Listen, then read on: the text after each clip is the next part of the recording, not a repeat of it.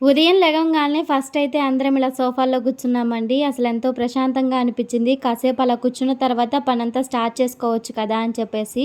మా చిన్న బాబయితే అప్పుడే లేచాడండి. లేచి లెగంగాల్నే ఇక వాళ్ళ నాన్న దగ్గరికెళ్ళిపోయాడనమాట. కాసేపు వాళ్ళ నాన్న దగ్గర ముద్దులాడాడు. ఇక తర్వాతొచ్చేసి ఇక మా హస్బెండ్ అయితే ఇంట్లో అయితే బియ్యం నిండుగా ఉన్నాయండి. సో, తేడానికని చెప్పేసి ఎళ్ళాడనమాట. ఇక్కడ ఎదురుగా చూస్తున్నారు కదా! ఆ చెట్టొచ్చేసి వాటర్ యాపిల్ అనమాట.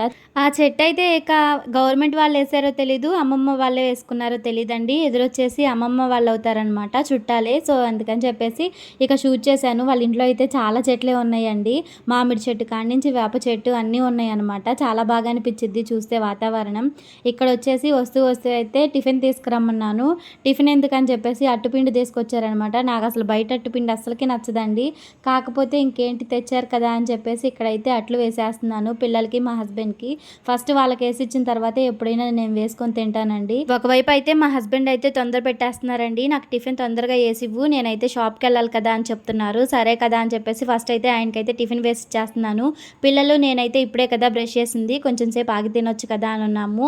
ఇక ఈలోపు మా హస్బెండ్ ఏసిచ్చిన వెంటనే మా పిల్లలకు కూడా టిఫిన్ అయితే వేసిచ్చానండి.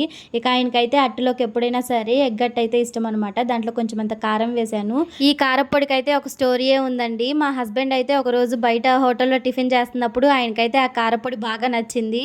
సరే అని చెప్పేసి ఆ హోటల్ వాళ్ళని ఎక్కడ తీసుకున్నారు, ఎక్కడ కొన్నారని చెప్పేసి కనుక్కొని మరి వెళ్లి తెచ్చుకున్నారనమాట. అప్పటినుంచి టిఫిన్ ఏసుకున్న ప్రతిసారి ఈ కారప్పొడి కొంచెం అంత వేసుకొని తింటారనమాట. అట్టుల్లోకి గానీ, ఇడ్లీల్లోకి కానీ. ఇందాకైతే షూట్ చేసిన వీడియోలో స్టార్టింగ్‌లో వచ్చేసి అసలు బయట ఆడవాళ్ళు పని చేస్తున్నారు చూడండి. మనం ఇంట్లో కాసేపు గ్యాస్ దగ్గర నుంచుంటేనే అల్లాడిపోతున్నాము. వాళ్ళు అలాంటిది అలాంటి ఎండలో ఎంతసేపు నుంచొని చేస్తున్నారో అనిపిచ్చింది నాకైతే. చూడంగాల్నే పొలం పనులు చేసే వాళ్ళ పరిస్థితి ఏంటోనండి ఈ ఎండలకొచ్చేసి.